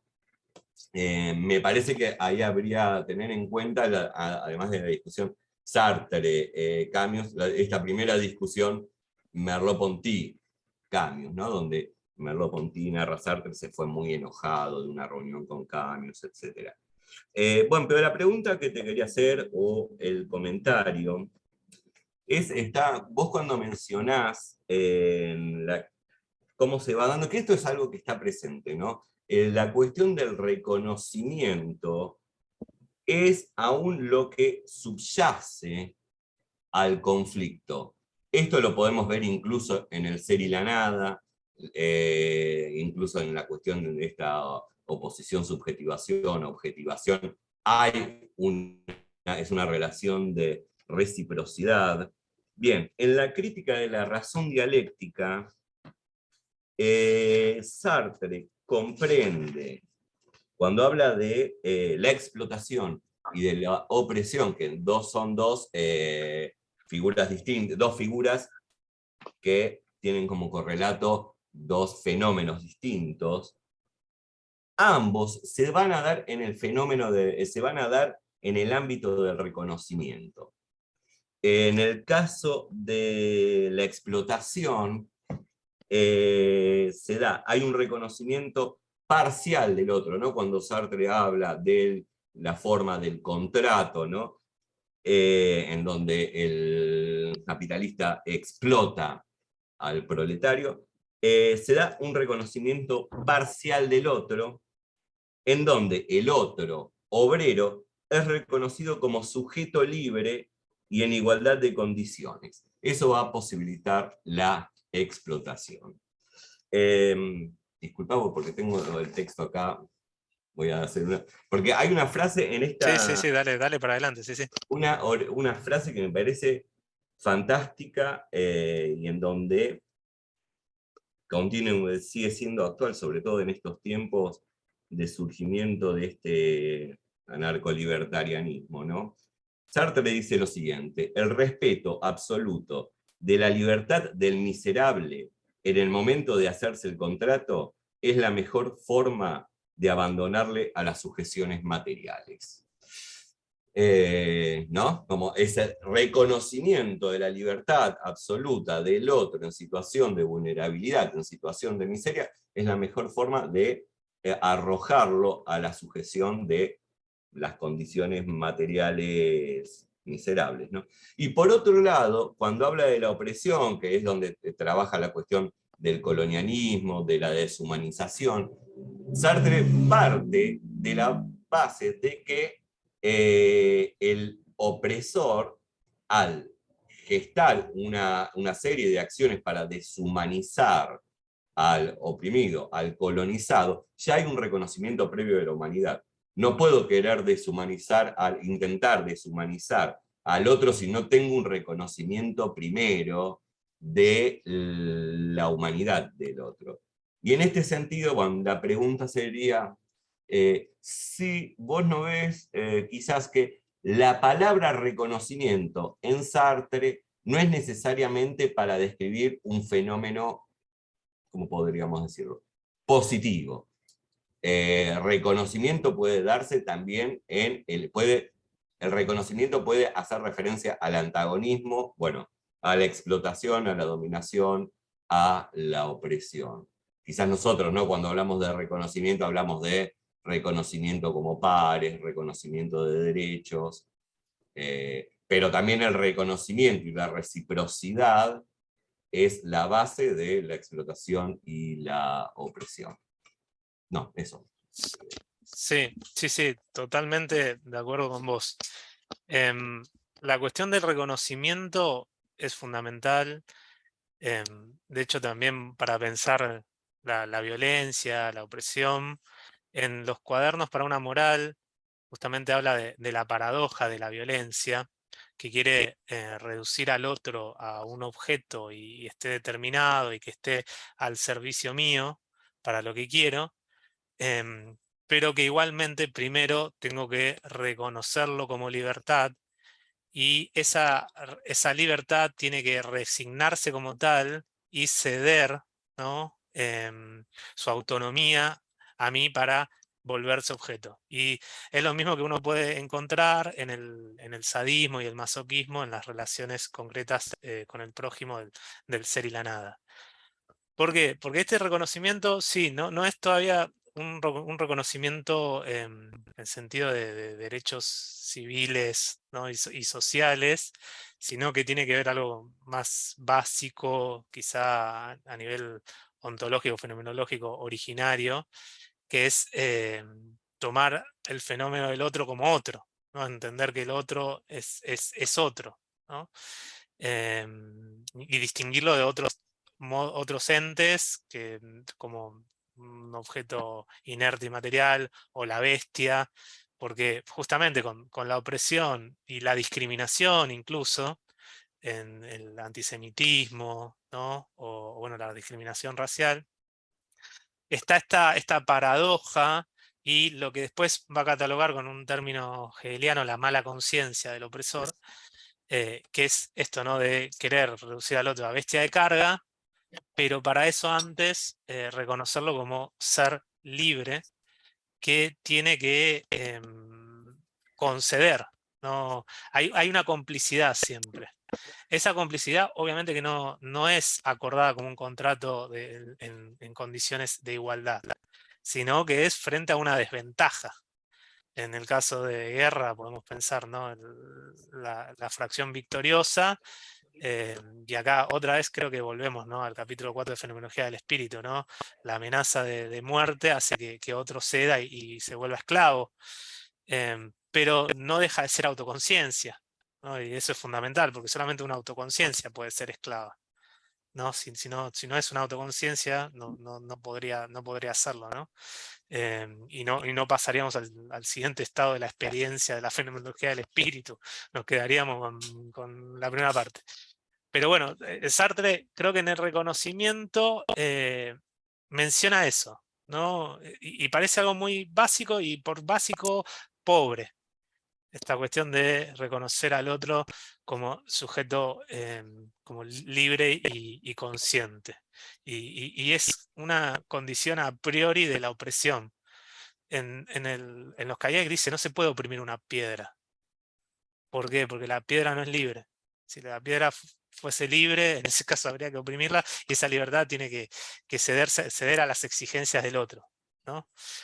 Entonces, ese reconocimiento hay que tener cuidado, como bien decís vos, Maxi, que no implica este factor positivo que generalmente damos, ¿no? De reconocer, no sé, derechos al otro. Hay que tener mucho cuidado con eso. Y también, bueno, con la palabra derecho, porque volviendo a los cuadernos, ¿no? Sartre dice, estos derechos a veces son una institucionalización de la violencia, y es una forma de que el otro, de evitar el uso de la fuerza y alienar al otro para que ya de entrada, ¿no? ya está hecha la trampa, crea que yo tengo derecho a tener mi propiedad, y tener mis fábricas y mi mansión y demás, por el derecho a la propiedad, ¿no? Del liberalismo, y que él, bueno, esté en misma condición que yo, cosa que es a un nivel ideal y no a un nivel material concreto. Y en ese caso no habría violencia, ¿no? Es una violencia oculta que nace del derecho, y ese derecho es la violencia institucionalizada e invisibilizada. Y ahí vuelvo a lo que había dicho Graciela, que me parece que ese reconocimiento viene mucho del lado de reflexiones de Merleau-Ponty que tiene, y discusiones que habrán tenido en su momento, y después la salida de humanismo y terror, ¿no? Donde está bueno, hay humanismos que están basados en el terror, ¿no? Hay que tener cuidado con el humanismo que estamos pregoneando, y que también, bueno, esto nota de color, yo también lo encuentro antes de Merleau-Ponty quizá, en Paul Nissan, ¿no? Que era el amigo de juventud de Sartre, y saca ese libro increíble que es Los perros guardianes, y donde en el primer capítulo dice, ¿no? En las universidades está Brunswick hablando de cómo la razón avanza y cómo esa razón tiene una consecuencia moral de la paz y esto, y ya terminó la Primera Guerra. Y mientras tanto en París tenemos tanto índice de hambruna, los obreros, esto y que lo otro, y huelga, y esa disociación entre la inteligencia, los intelectuales, y la situación social, ¿no? Del país. Pero bueno, sí, eso de reconocimiento hay que entenderlo tal como corresponde, ¿no? Según la crítica, ¿no? Bien, bueno, muchas gracias, Alan, muchas gracias por... No, gracias a vos. ¿Alguna otra pregunta? ¿Comentario? Lo No, cita sí, Nissan. Sí. mira, vos es que estoy, no voy a salir ahora de la pantalla pero vos es que estoy casi seguro, porque ese prólogo que es de signos es central, ¿no? Por muchos motivos, pero entre otros porque sigue la discusión con Sartre. Y si no estoy equivocada, me parece que la referencia, pero no lo tomen, digamos, al pie de la letra, lo voy a confirmar, la referencia justamente es a Nissan, ¿no? Y a esta obra que vos citás, pero bueno, por ahí Y me lo estoy cita confundiendo chequeado, mal. está chequeado que lo cita, Graciela. Lo Los cita. los perros guardianes. Sí, Sartre dice, sabe bien y Sí. muestra perfectamente en Nissan que la revuelta no puede ni restar ella misma ni convertirse en la revolución. O sea, lo estoy traduciendo simultáneamente, pero está citado. Sí, No encuentro el sí, libro, sí, pero está en el prólogo, sí. el prólogo de signos. Sí. Sí, importantísimo. Acá encontré la cita. La leo, estoy en el libro de Nissan, no en el Signos. Varias veces Eh, lo cita, te digo. Sí, varias veces. Yo creo que todo el comentario en referencia a Sartre lo hace sobre la obra de Nissan, ¿sí? dice, son unas líneas, dice, hay de un lado la filosofía idealista que enuncia las verdades sobre el hombre en mayúscula, y de otra, el mapa de la distribución de la tuberculosis en París, que dice cómo mueren los hombres. No salgamos de estos caminos estrechos, desde luego más tortuosos que las grandes carreteras nacionales del sistema, con sus cruces adornados con gendarmes. Jamás me encuentro el homo noumenon. No hago uso de las ideas, de las hipótesis, de las decisiones que le conciernen, pero veo en cambio en los periódicos la fotografía de Tardieu en las pistas nevadas de San Moritz y a renglón seguido, por casualidad, un reportaje sobre el trabajo forzado, ¿no? Bueno, igual era eso de por un lado la No, pero filosofía idealista sí, y por otro lado la distribución de sí, la claro. tuberculosis. Es que es la posición de Merleau-Ponty y que, como recién citaba Maxi, ese trabajo, ese ensayo de la guerra ha tenido lugar, o la guerra tuvo lugar, es extraordinario, porque justamente se plantea esta digamos, alternativa, ¿no? Digamos, alternativa radical en el sentido de extrema. Y es lo que constantemente Merleau-Ponty está tratando de mostrar, por lo menos coyunturalmente. Sí, este es un texto del 32, ¿no? Así que ahí va la Claro. cuestión de ser Sí, no, medio... el prólogo de signos ya es de finales de 60, ¿no? Porque incluso el prólogo es utilizado también, o es visto también como una entrada a la antología merleau-pontiana, pero tiene toda esta parte, esta primera parte donde hace esta referencia, sigue dialogando con Sartre. No me acuerdo ahora con qué obra de Sartre. Ay, sí, espera. Bueno, no me acuerdo, pero sigue dialogando y como interlocutor lo mediatiza con Nisa. Ya me voy a acordar el nombre de la obra. Sí. O Martín me va a ayudar si lo tiene ahí presente. Tocamos el piano a cuatro manos. De casualidad tengo el libro enfrente porque estaba buscando algo sobre la fenomenología del lenguaje que aparece acá y estoy mirando, pero sí, lo nombro un montonazo. Ahora el libro ya me cuesta todo el más. tiempo. Sí. Bueno, en Las aventuras de la dialéctica también está el capítulo Sí, dedicado al también. ultrabolchevismo, Sí, y ahí es bastante fuerte sí, con el capítulo, Sartre. todo el libro es el capítulo 5 dedicado, digamos, es decir, a Sartre y al ultrabolchevismo, ¿no? Sí, Sí, sí. el prefacio de Adén Arabí dice: este prefacio de Adén Arabí es la amonestación de Sartre maduro a Sartre joven. Y sigue, ¿no? Pero Y esa es la primera novela de Nissan, ¿no? Adén de Arabia, y que Sartre hace un prefacio, no sé de cuándo data el prefacio, pero es quizá del grupo de los normalistas, o sea, de los que fueron y se educaron en la Escuela Normal Superior de París. Nissan es el primero que quizás se compromete políticamente, porque se inscribe en el Partido Comunista, aunque después con el pacto germano-soviético lo deja y es catalogado de traidor, etc.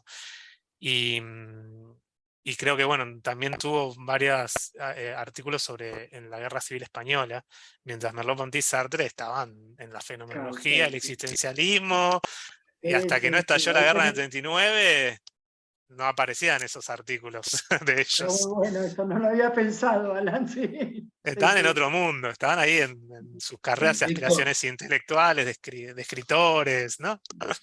perdón, el texto que aparece citado constantemente es ese prefacio, que escribe Sí. Sartre, todo el tiempo lo cita, de hecho, toda la introducción. Sí. Ah, ese mira, es el prefacio ese no lo leí yo, no lo conozco. Mm. Hay que buscarlo entonces. Bien, ¿alguna pregunta o comentario que haya dando vueltas? Jacqueline. Hola, ¿qué tal? Me quedaba pensando, ahora que recalcaba esto Maxi en relación con la cuestión del reconocimiento.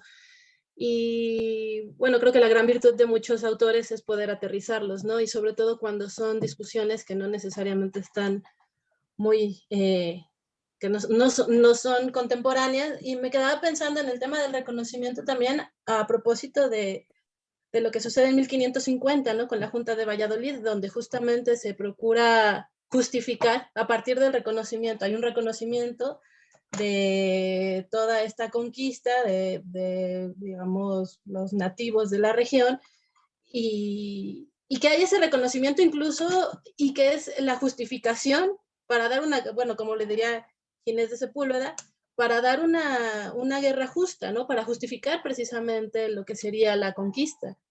Bueno, ahí están las dos posturas, ¿no? La de Bartolomé de las Casas y la de Ginés de Sepúlveda. Y me parece muy interesante porque muchas veces a veces nos remitimos a estas discusiones pensando en que cuánta crueldad de no considerar a los nativos como casi seres ontológicamente como humanos. Y justo el punto central de esto era sí hay ese reconocimiento, y por ese reconocimiento, por ejemplo, en el caso de Ginés de Sepúlveda, por ese reconocimiento hay una causa justa para declarar la guerra, ¿no? Para tratar, se les reconoce como sujetos racionales en la medida en la que pues, si han pecado y tienen que ser evangelizados es porque su propia naturaleza, él lo dice, ¿no? Su propio medio, su propia cultura los ha ido pervirtiendo. Entonces, me parece que, y me quedaba pensando en esos momentos en los cuales pues no traigo más presente el ser de la nada, por ejemplo, pero justo, ¿no?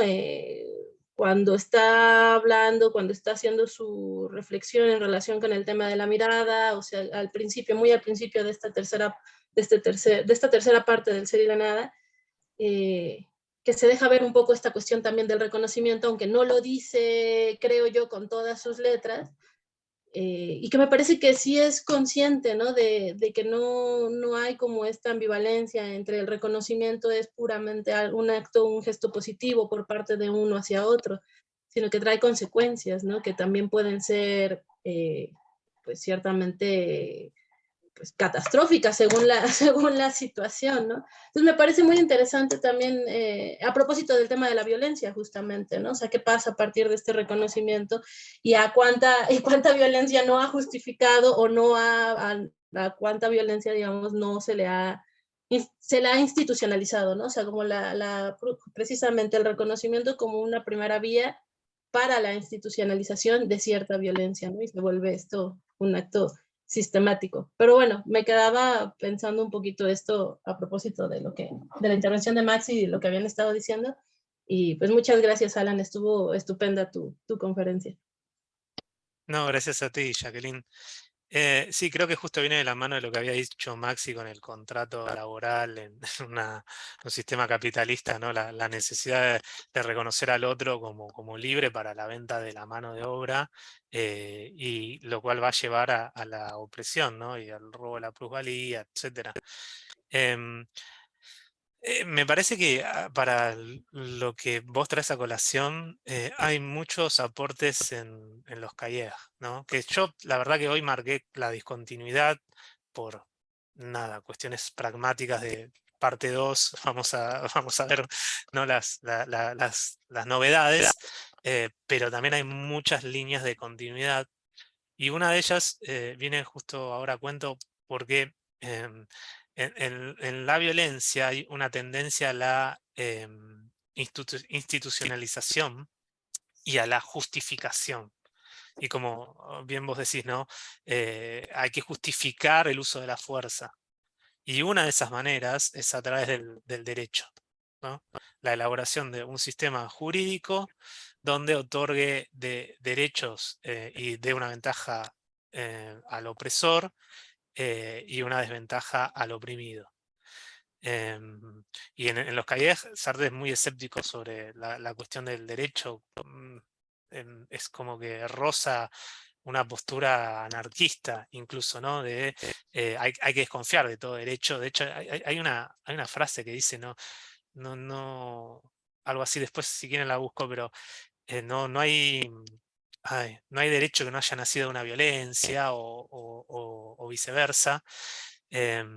Y ese derecho es una forma de establecer institucionalmente esta violencia como, bueno, algo práctico e inerte, diríamos, según la terminología de la crítica, que permite la invisibilización. El caso que él trata, pensando en lo que vos decís de los indígenas y los españoles, es más bien el caso de Estados Unidos y la esclavitud de los negros, y después, bueno, la distinción en derechos civiles en la población negra y blanca en el Estados Unidos de los 40 y los 50, ¿no? Que él tiene sus viajes ahí y se interesa mucho sobre esa cuestión. Y habla justamente sobre esa violencia, y habla sobre, bueno, esta cuestión de crear este derecho, y el materialismo, ¿cómo es? El texto sobre el marxismo, ahora no me acuerdo cómo se llama, marxismo y... bueno, en ese Materialismo texto... y revolución. Ahí está, gracias. En Materialismo y Revolución, justamente dice, no se trata de buscar un derecho que justifique la revolución, sino de destruir el actual y crear uno nuevo, ¿no? Un verdadero movimiento revolucionario, para hacer una nueva distribución de la riqueza, tiene que crear su propia razón, tiene que crear su propio derecho, ¿no? ¿Por qué? Porque el derecho que existe ahora está viciado, ¿no? Está viciado en este reconocimiento parcial, y en esta relación de violencia entre un grupo y otro. Bueno, estamos ya sobre la hora, vamos cerrando. Y bueno, de nuevo agradecer a Alan por su trabajo, por su exposición, por su compromiso con este espacio. Y una excelente exposición y hay que seguir. Para los arterianos, de a poco Hay vamos mucho más. creciendo. De a Sí, poco sí. vamos creciendo. Fue excelente. Y da para seguir pensando y problematizando. Muchas gracias. No, gracias a ustedes Muchas por gracias, estar Alan. presentes, por Muchísimas ofrecer el espacio. Muchas Gracias. gracias.